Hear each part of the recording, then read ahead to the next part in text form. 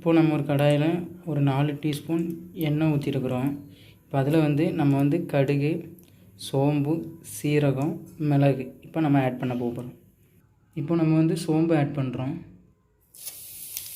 அடுத்து சீரகம் 1/4 டீஸ்பூன். அப்புறம் மிளகு 1 டீஸ்பூன்.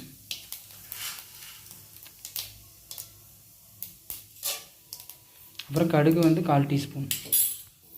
1/2 டீஸ்பூன் கடுகு. அது நல்லா எண்ணெயில் வதக்குனதுக்கப்புறம் இது கூட நம்ம பூண்டும் சாம்பார் வெங்காயம் நம்ம உரித்து வச்சுருக்கோம். பூண்டு ஒரு 10 பூண்டு அளவு உள்ளே நம்ம ஆட் பண்ணிக்கணும். ஆட் பண்ணதுக்கப்புறம் சாம்பார் வெங்காயம் நம்ம ஒரு 1/4 கிலோ சாம்பார் வெங்காயம் நம்ம முழுசாக உரித்து வச்சுருக்கோம். அதை இது கூட நம்ம ஆட் பண்ணணும். இப்போ நம்ம இதில் பூண்டு ஆட் பண்ணுறோம். பூண்டுக்கு அப்புறம் இப்போ நம்ம சாம்பார் வெங்காயம் ஆட் பண்ண போகிறோம். சாம்பார் வெங்காயம் ஆட் பண்ணுறோம்.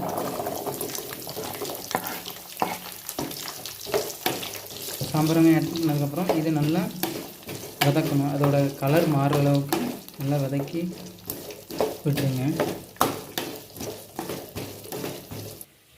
இதில் 2 பச்சை மிளகா, 2 கிராம்பு, 4 ஏலக்காய், ஒரு துண்டு இஞ்சி, 2 பட்டை இப்போ நம்ம ஒன்றா போட்டு இதை நம்ம அரைக்க போகிறோம். அரைச்சி நம்ம அந்த வெங்காயத்தை கூட நம்ம உள்ளே ஆட் பண்ண போகிறோம். நம்ம இப்போ மிக்சியில் அரைச்சிருக்கிற மசாலாவை இப்போ நம்ம இதை ஆட் பண்ணுறோம்.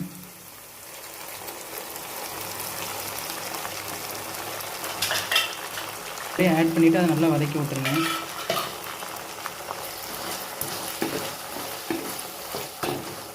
இந்த மாதிரி நீங்கள் செய்யும்போது நல்ல டேஸ்ட்டாக சுவையாக இருக்கும் சாப்பிட்றதுக்கு. அதனால தான் நம்ம மசாலா இப்படி தனியாக அரைச்சி நம்ம உள்ளே போடுறோம். இப்போ அதில் நம்ம கருவேப்பிலை, மல்லி, புதினா அது தனியாக நம்ம ஆஞ்சி வச்சுருக்கோம். இப்போ நம்ம அதை உள்ளே ஆட் பண்ணுறோம்.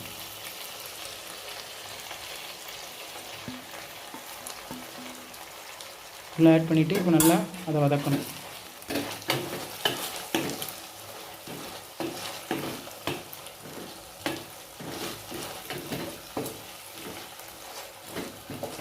இப்போது நம்ம ஒரு 4 தக்காளி நம்ம நறுக்கி வச்சுருக்கோம். இந்த தக்காளியை நம்ம மிக்சரில் போட்டு நம்ம இப்போ அரைச்சிட வேண்டியதான்.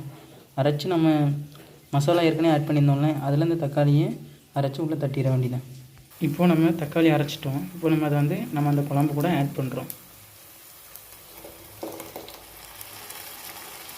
ஆட் பண்ணிவிட்டு அந்த தக்காளியோட பச்சை வாசனை போகிற அளவுக்கு நல்லா வதக்கி விடுங்க. அதில் இப்போ நம்ம தேவையான அளவுக்கு நம்ம உப்பு ஆட் பண்ண போகிறோம். நம்ம இப்போ நம்ம 1 டீஸ்பூன் உப்பு நாங்கள் இப்போ ஆட் பண்ணுறோம். அப்புறம் நம்ம தேவைக்கேற்ப நம்ம ஆட் பண்ணிக்கலாம். உப்பு குறைச்சலாக இருந்தால் நம்ம கொஞ்சம் கூட நம்ம ஆட் பண்ணிக்கலாம். இப்போ இதை நல்லா வதக்கி விட்டுட்டு ஒரு 5 நிமிஷத்துக்கோ இல்லை ஒரு 3 நிமிஷத்துக்கு நல்லா ஸ்லோ ஃப்ளேமில் வச்சுட்டு மூடி வச்சுருங்க, எண்ணெய் நல்லா பிரிஞ்சு வர்ற அளவுக்கு. இப்போது நம்ம இதை மூடி வைக்க போகிறோம் ஒரு 3 நிமிஷத்துக்கு எண்ணெய் பிரிகிற அளவுக்கு.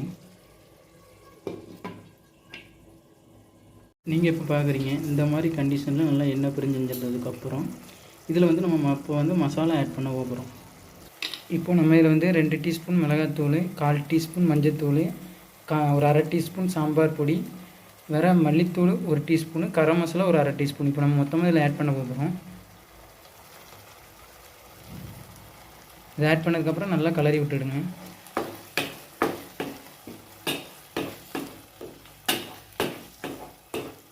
இப்போ இந்த மாதிரி எண்ணெய் நல்லா பிரிஞ்சு வந்ததுக்கப்புறம் இதில் நம்ம கொஞ்சோண்டு தண்ணி ஆட் பண்ணி விடுவோம். தண்ணி ஆட் பண்ணிவிட்டு அதை ஒரு 3 நிமிஷத்துக்கு அடி மூடி விட்டுருங்க. நம்ம இன்னொரு கடாயில் ஒரு 3 டீஸ்பூன் எண்ணெய் ஊற்றி இதில் நம்ம நறுக்கி வச்சுருக்கிற காளான் மஷ்ரூமை இதில் போட்டு நம்ம நல்லா வதக்கி எடுத்து நம்ம அந்த மசாலா கூட ஆட் பண்ணிட வேண்டியது.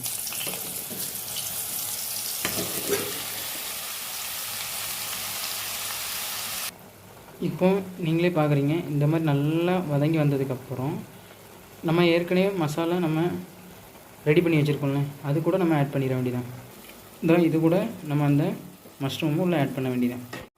நம்ம இப்போ இதுக்குள்ளே நம்ம வதக்கி வச்சிருந்த மஷ்ரூமை உள்ளே நம்ம இப்போ ஆட் பண்ணிட்டோம். இப்போ இதை நம்ம நல்லா வதக்க வேண்டியதான் அது கூட சேர்த்து.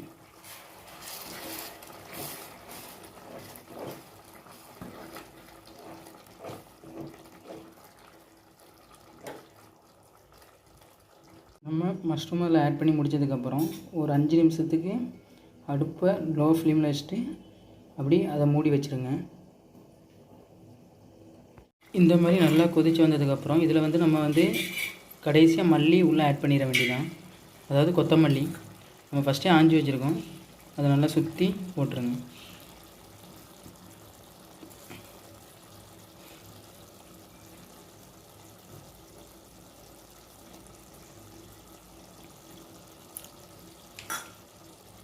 அவ்வளோதான், நம்ம மஷ்ரூம் கிரேவி ரெடி பண்ணிட்டோம்.